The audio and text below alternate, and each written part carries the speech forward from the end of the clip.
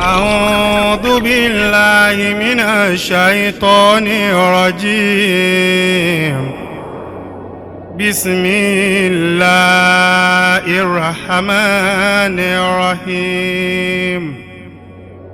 منها خلقناكم وفيها نعيدكم ومنها نخرجكم تارة أخرى. àti wálé ayé wàhálà ni, àti gbélé ayé fìtínà ni, àti kúrò níbẹ̀ àdánwò ni, àti kúrò níbẹ̀ àdánwò ni. Ẹ̀dá ń wá àlìjánà arákọ̀kú. Ọjọ́ mú wa mẹ́sìn kọ́rọ́nà lọ. Bẹ́ẹ̀dá bá sáyé àfikọ́sọ̀rùn àkíwá àlìjánà láìkú. Àkíwá àlìjánà láìkú. Allahu yarihamuhum. Allahu yukirimuhum. Allahu yab'asuhum fi ahsani suwari. Allah alimarihu yabuni wahin nalimahu tayakaribu. Masha Allah. Lakina ma kayyisun yamutadu lirali. Allahu akbar. Hayatuna masalun kalikati fi ajari. Allah. Law tastahidu laha tanju minal fashali. Allahu akbar. Nufusuna kanaba tili aridi takuluwa. Hayawanu fili washinagidu إشاتا الدهلي. الله أكبر. فالله نسهل للأمداد خيراتنا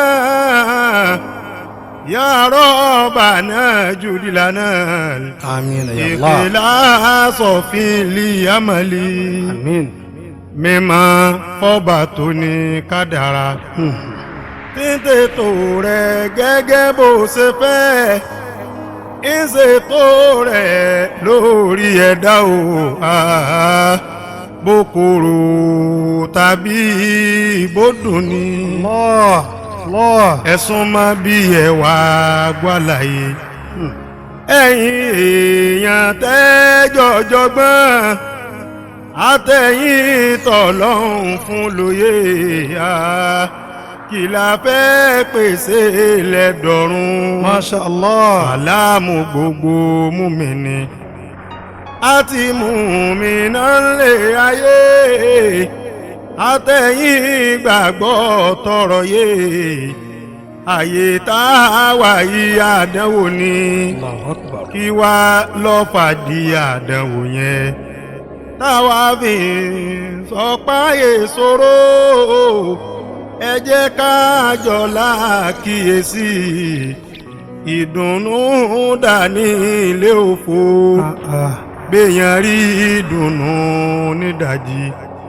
Tó bá gbàlù tó mú jò ọpẹ́. Ó lè ṣeéṣe bó dìrọ̀lẹ́ o. Ìdùnnú lè tún dìrònú. Allahu Akbar. Wáyé wáyé ẹ̀ràn ti ọ̀run.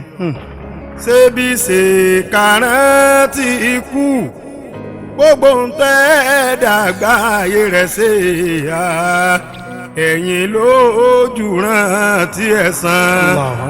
Àtàkóró wọ̀nù àdógbàgbé. Bọ́nà tòrin tó fi dọ́gá. Só lè ṣeéṣe fọ́ọ̀mọ rẹ̀ o. Àpèjúwe ayé tún nìyẹn. Àdúníyà fàníyàtọ̀. Bó tilẹ̀ wù káyé dùn tó. àfi ká sì máa palẹ̀ mọ́ o kó tó di ìgbà tí ikú ọkàn wa. Masha Allah. àgbàgbé ọjọ́ kẹyìn ni kálukú ń sáyé bó ṣe fẹ́ bẹ́ẹ̀ ọba tó lẹ̀mí ọ̀ padà gbà ó. ibi tí ń dùn yọ ọ́ padà kan béèyàn bá ṣe gbé kúdè kan kẹ́mi rẹ̀ ò lè pẹ́ sọ̀ràn kú ikú tó gbéde yóò fi ṣẹ̀sìn o. onígbèkúdè ẹ ó padà lọ. Allahu Akbar. òkú mọ́ ọjọ́ nìyẹn pé gbogbo ọ̀yẹ̀kú ọ́ padà kú. Babátúndé pẹ̀lú Ìyábọ̀dé o tàwa ní ọlọ́ tí ó tún bọ̀ mọ́. Allahu Akbar. àṣàrà ìlú kí lóògùn rẹ tá lọ́mọ oògùn kan tọ̀ràn kú àṣepò yóò wù tẹ́ ẹ̀ dádì mú o. bí ikú bá ti dé ló ti pin. Allahu Akbar.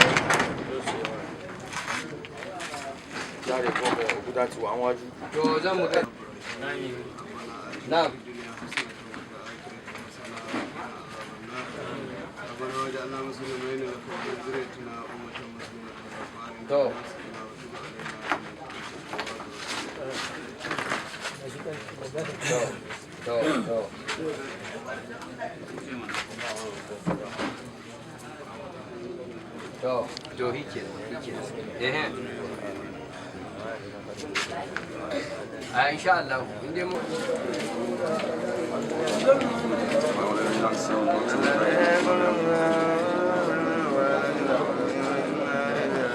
العافين علينا من الماء ومما رزقنا قول إن الله معنا والكافرون سيكون الله عليهم الذين ساق من نسل خيرنا ولقد جئنا من كتاب وصنعنا علم هدى ورحمة لكم يؤمنون وليس من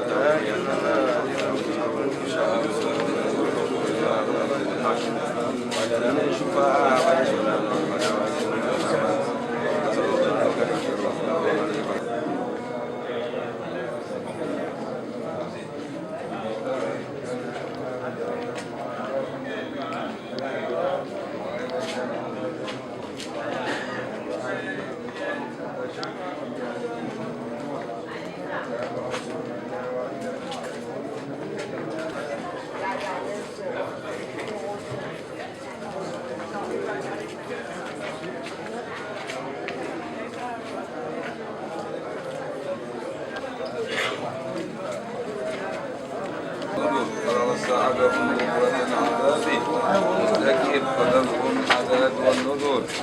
ولو نزلنا القرآن للذكر جاء آل فرعون النذر كذبوا بآياتنا سبحان وأمددنا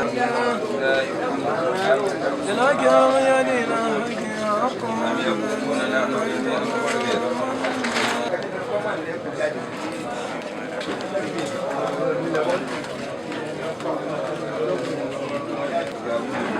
أفرأيتم ما تأرضون أأنتم تزرعونه أم جعلناه حطاما وظلمتم تفكرون إنا لمغرمون